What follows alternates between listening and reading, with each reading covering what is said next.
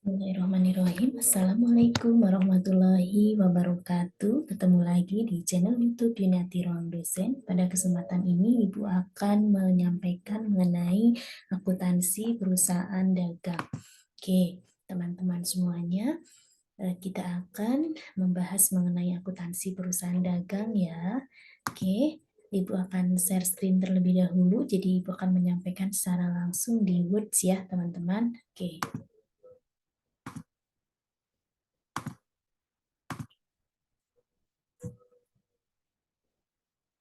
Oke, teman-teman semua, di sini Ibu akan menyampaikan mengenai akuntansi perusahaan dagang ya. Nah, teman-teman sebelumnya kan sudah pernah ya belajar mengenai akuntansi perusahaan jasa. Oke, kalau kali ini kita di akuntansi perusahaan dagang.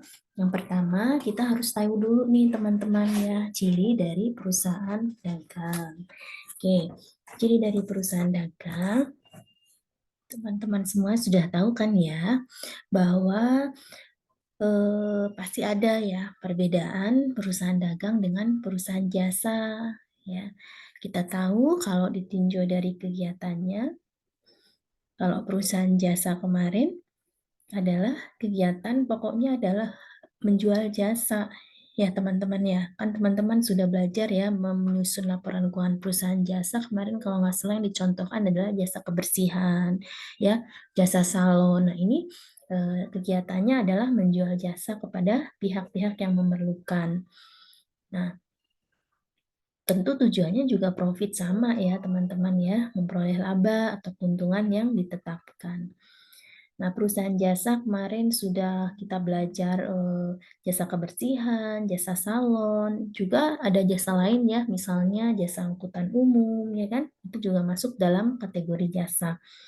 Nah, kalau perusahaan dagang, ya, perusahaan dagang ya teman-teman ya.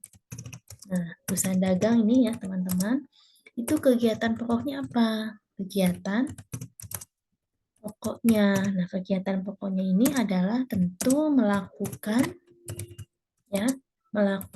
transaksi ya. Transaksi apa? Pembelian. Ya, pembelian barang dagang. Ya kan ya? Beda kan dengan perusahaan jasa yang kemarin. Nah, pembelian barang dagang ya kalau di perusahaan dagang dengan tujuan untuk apa? Dengan tujuan untuk dijual kembali tentunya. Ya, itu. Nah, jadi membeli barang dengan tujuan untuk dijual kembali tanpa kita tanpa kita mengubahnya, ya, tanpa kita mengubahnya atau mengubah bentuknya, gitu ya,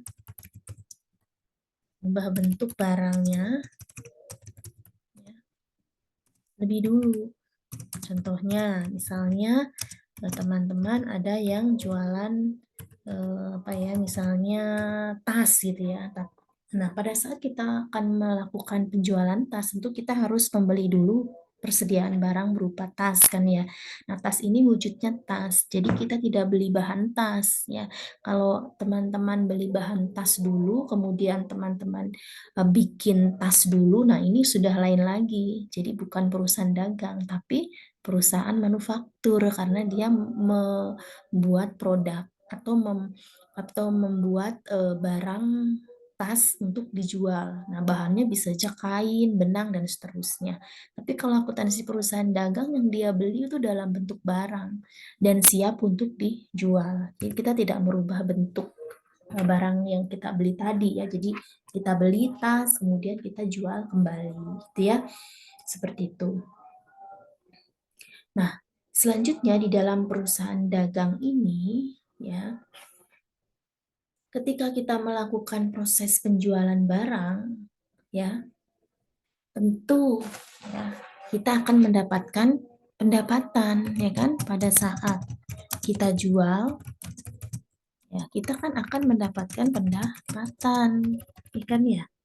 Nah, pendapatan ini kita laporkan, ya kan, sebagai penjualan, itu kan ya.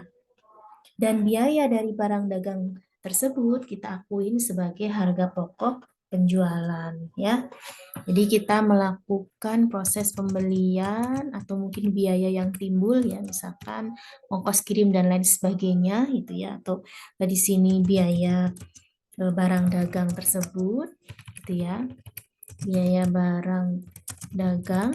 Nah, ini nanti diakui sebagai beban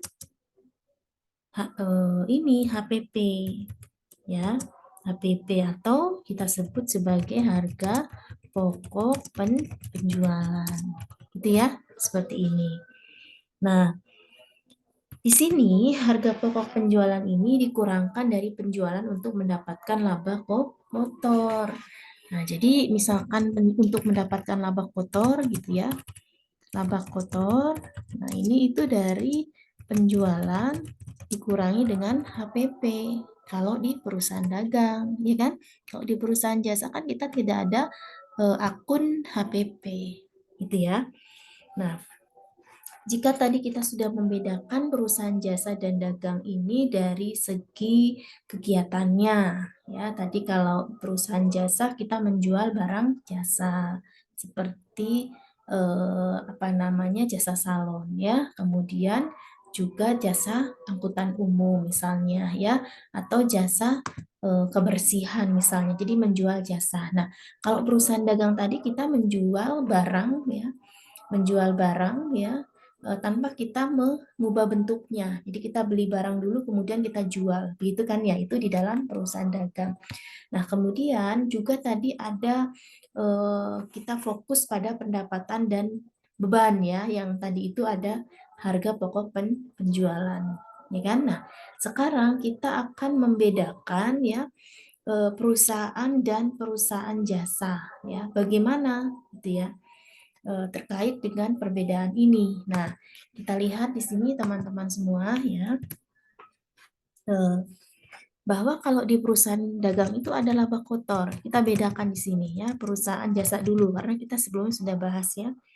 Nah, kalau di perusahaan jasa kemarin di rugi laba gitu ya. Ini di RL itu kita menghitungnya itu pendapatan jasa berapa ya kan, kemudian dikurangi dengan beban operasi. Ya kan ya. Nah, ini ketemunya adalah laba bersih. Ya kan ya. Nah, jadi di sini atau Ibu ginikan saja ya. Nah, pendapatan jasa dikurangi beban operasi ini adalah sama dengan adalah laba bersih. Nah, tapi kalau di perusahaan dagang ya, di perusahaan dagang RL-nya ini teman-teman penjualan ya kan, penjualannya berapa itu kan ya, kemudian HPP-nya itu Ibu tidak singkat ya, harga pokok penjualan ya berapa, kemudian ketemulah laba kotor itu kan ya formatnya ya, laba kotor. Nah, jadi di sini ini kita akan ini ya, ini adalah nanti dikurangi kan ya. Nah, mohon maaf, pengurangan ini ya. Mana tanda kurang? Ini kan ya. Jadi penjualan dikurangi dengan harga pokok penjualan adalah ketemu laba kotor. Atau Ibu ginikan saja deh biar Anda tidak pusing ya. Jadi nanti harus dicari dulu laba kotornya. Ya, penjualan dikurangi dengan laba kotor itu hasil penjualan dikurangi dengan HPP. HPP ini harga pokok penjualan ya teman-teman, ketemu laba kotor. Nah, kalau sudah ketemu laba kotor ya, baru laba kotor ya kan, laba kotor dikurangi dengan beban operasi kan ya, operasi baru ketemulah laba bersih. Ini ya, jadi tahapannya ini ya. Kalau di perusahaan jasa tidak ada. Nah, jadi penjualan dikurangi HPP dulu ketemu laba kotor, baru laba kotor dikurangi dengan beban operasi, itu menghasilkan laba bersih ya, seperti itu. Nah, jadi di sini ada beberapa perbedaan ya. Selain yang tadi di sisi kegiatannya, juga dari sisi penyusunan laba ruginya ya. Kalau tadi perusahaan jasa langsung saja pendapatan jasa dikurangi beban operasi ketemu laba bersih, baru nanti dikurangi beban-beban ya teman-teman ya. Kalau untuk yang perusahaan dagang atau perusahaan dagang di sini RL-nya adalah penjualan dikurangi HPP dulu ketemu laba kotor, baru laba kotor dikurangi beban operasi ketemu laba bersih. Nah, kalau di perusahaan jasa kemarin kan langsung saja kan pendapatannya berapa, beban operasinya apa saja, nah itu dikurangkan semua nanti ketemu laba bersih. Nah, jadi dari sini, dari yang tadi Ibu sudah sampaikan, ada 4 poin ya, 4 poin ciri-ciri dari perusahaan dagang kegiatan utamanya. Apa saja? Di sini ya, ciri-ciri kegiatan utama dari perusahaan dagang. Ya, yang pertama apa? Melakukan transaksi pembelian tentunya tadi kan, melakukan transaksi pembelian, ya kan? Dan penjualan. Ya, tidak hanya pembelian saja, kemudian penjualan. Itu kan ya, penjualan barang dagang. Itu kan ya. Baik secara tunai ya dan juga kredit karena pasti nanti ada transaksi yang dilakukan secara kredit. Kemudian juga melakukan penyimpanan ya, penyimpanan barang ya setelah pembelian ya. Misalnya tadi ada yang jualan apa tadi teman-teman? Jualan tas. Kan nggak mungkin ya beli satu tas dijual full gitu ya. Tapi ada juga sih yang perusahaan tuh berjualnya itu atau belinya berdasarkan permintaan barang saja. Tapi kalau kita misalkan ada tokonya, pasti perusahaannya ada stoknya ya untuk sebagai apa yang namanya sampel ya dari customer yang datang gitu ya.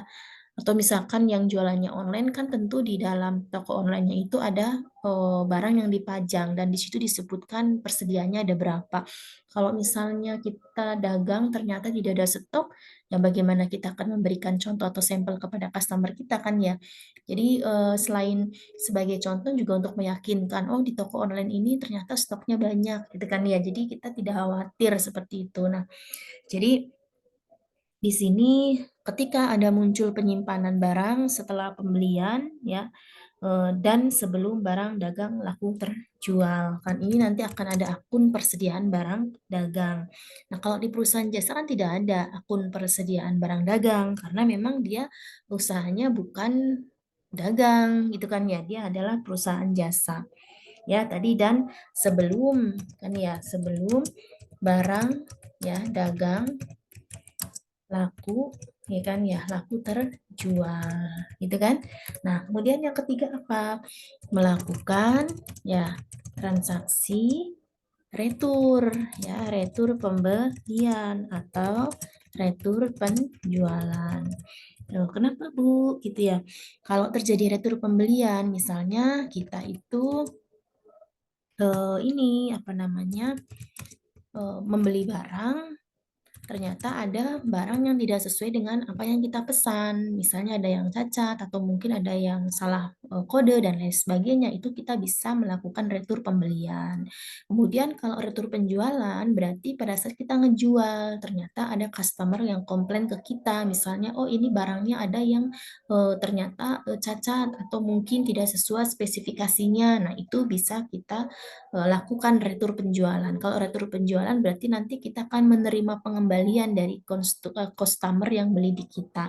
Tapi kalau kita melakukan retur pembelian, kita yang akan mengembalikan barang kepada supplier, gitu ya, tempat kita melakukan transaksi pembelian. Nah, kemudian ciri kegiatan utama selanjutnya dari perusahaan dagang adalah melakukan, ya kan ya, melakukan transaksi pelunasan, kan ya, pelunasan atau pembayaran utang ya, pembayaran utang dan penerimaan utang ya kan, penerimaan piutang dagang itu kan ya yang telah terjadi. Contohnya misalnya melakukan transaksi pelunasan. Kita membeli barang ke supplier yang untuk kita jual, ternyata kita melakukan transaksi dengan kredit. Berarti kan kita punya utang ke supplier. Nah, ketika kita punya utang, kemudian kita sudah ada cukup dana, maka kita harus melakukan pelunasan atau pembayaran utang kita kepada supplier. Nah, bagaimana dengan penerimaan piutang dagang? Berarti ketika terjadi transaksi penjualan, dilakukan secara kredit, konsumen atau pembeli ke kita itu belum bayar kan awalnya ya, makanya dicatat sebagai piutang dagang. Nah, ketika misalnya sudah jatuh tempo, nah maka harus segera dibayarkan oleh pembeli kita ya. Makanya nanti di perusahaan dagang ini akan ada syarat pembayaran ya. Biasanya nanti ada jatuh tempo yang telah ditetapkan di awal. Misalnya 2/10, N/30 dan seterusnya nanti kita akan pelajari ya. Jadi di sini ada beberapa poin terkait dengan ciri-ciri perusahaan dagang yang harus kita pahami ya. Tadi di poin pertama adalah terkait dengan kegiatannya, tadi Anda sudah memahaminya, kemudian juga perbedaan dari sisi perhitungan di rugi laba. Nah, tadi ya sudah Anda pahami juga. Kemudian kita simpulkan bahwa perusahaan dagang ini ada ciri kegiatan utama dari perusahaan dagang yang tadi ada 4 poin tadi ya, seperti itu. Oke, baik. Selanjutnya kita akan membahas satu persatu terkait dengan transaksi di perusahaan dagang ya, yang nanti akan Ibu sampaikan di video yang selanjutnya ya.